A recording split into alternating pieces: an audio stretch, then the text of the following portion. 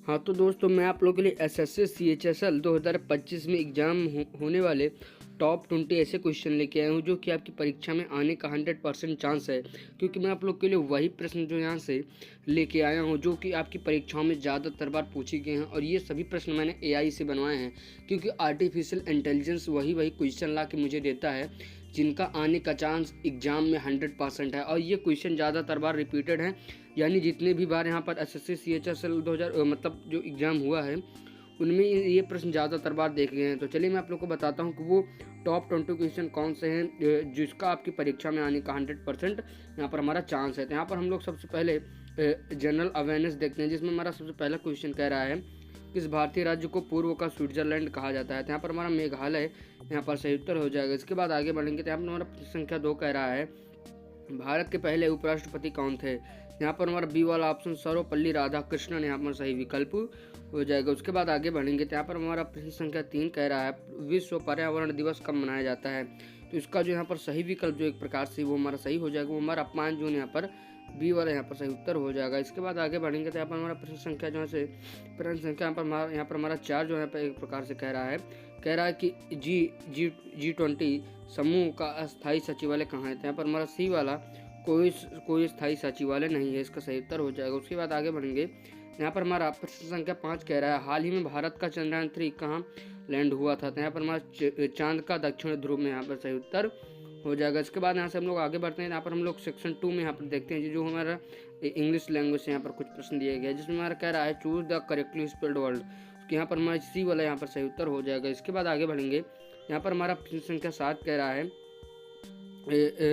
Synonym of बेनेवोल्टेड tent. यहाँ पर इसका सही उत्तर वो हमारा हो जाएगा ए वाला यहाँ पर काइंड यहाँ पर सही उत्तर हो जाएगा। इसके बाद आगे बढ़ेंगे यहाँ पर हमारा प्रश्न संख्या जो यहाँ पर 8 कह रहा है कि फिल इन द ब्लैंक्स। यहाँ पर इसका हमारा जो सही उत्तर हो जाएगा वो हमारा कह रहा है he is found dot music. यहाँ पर हमारा ऑफ यहाँ पर सही उत्तर हो जाएगा, जो कि हमारा डी वाला विकल्प। ये हमारा इंग्लिश लैंग्वेज से बना हुआ है जो कि हमारा ग्रामर से यहाँ पर होता है। इसका आप लोग को यही नहीं रटना है, इसके टाइप्स यहाँ पर आपको मतलब पढ़ना है नहीं है तो ये आप लोग इसको ही रट के जाइए। इसमें कह रहा है वन वर्ड सब्स्टिट्यूशन, यहाँ पर सही उत्तर इसका जो हमारा डी वाला पॉलीग्लॉट यहाँ पर सही उत्तर हो जाएगा। इसके बाद आगे बढ़ेंगे तो यहाँ पर हमारा प्रश्न संख्या 10 कह रहा है एंटोनिन ऑफ एंसेंट।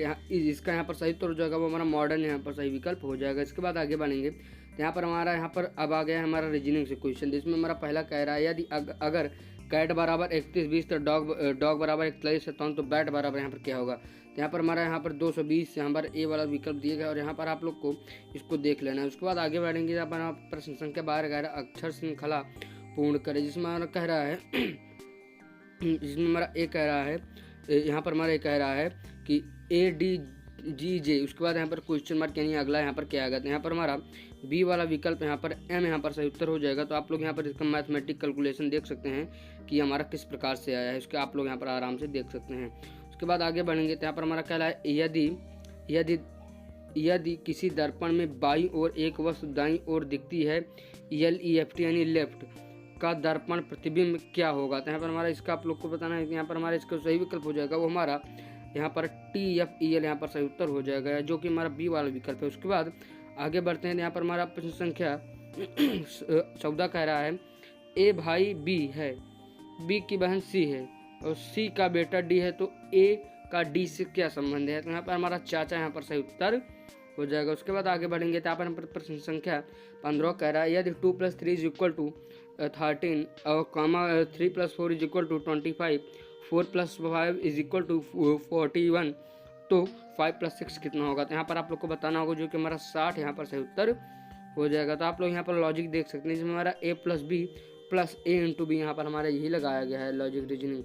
उसके बाद आगे बढ़ेंगे तो यहाँ पर हमारा प्रश्न संख्या 4 यहाँ पर कह रहा है 4 नहीं कह रहा है, यहाँ पर हमारा गणित से जो है हमारा आया हुआ है क्वेश्चन, इसमें हमारा यहाँ पर जो हम पहला यहाँ 16 पर क्वेश्चन कह रहा है यदि किसी वस्तु का मूल्य 120 और 10% की छूट दी जाती है तो विक्रय मूल्य क्या होगा। तो यहाँ पर हमारे जिसका जो सही उत्तर हो जाएगा वो हमारा 1080 यहाँ पर सही उत्तर हो जाएगा। उसके बाद आगे बढ़ेंगे तो यहाँ पर हमारा प्रश्न संख्या 7 कह रहा है किसी एक व्यक्ति 15 किलोमीटर प्रति घंटे की गति से 45 मिनट की दूरी कितनी कितनी दूरी तय करेगा। यहाँ पर हमारा 11.25 किलोमीटर यहाँ पर सही उत्तर हो जाएगा। उसके बाद आगे बढ़ते हैं तो यहाँ पर हमारा प्रश्न संख्या 18 कह रहा है दो संख्याएं 4:5 के अनुपात में है और उनका योग 81 है तो बड़ी संख्या क्या है। तो यहाँ पर हमारा सी वाला विकल्प 45 यहाँ पर सही उत्तर हो जाएगा। इसी प्रकार से आगे बढ़ेंगे तो यहाँ पर हमारा प्रश्न संख्या 19 कह रहा है एक त्रिभुज का क्षेत्रफल क्या होगा यदि आधार 10 सेंटीमीटर और ऊंचाई 6 सेंटीमीटर है।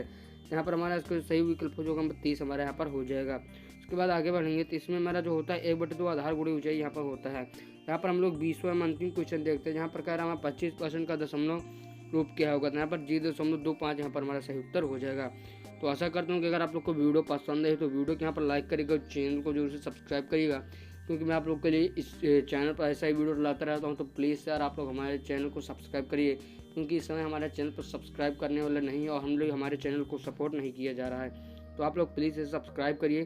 तो चलिए मैं मिलूंगा एक और वीडियो में, तब तक के लिए जय हिंद। यहाँ पर वंदे मातरम।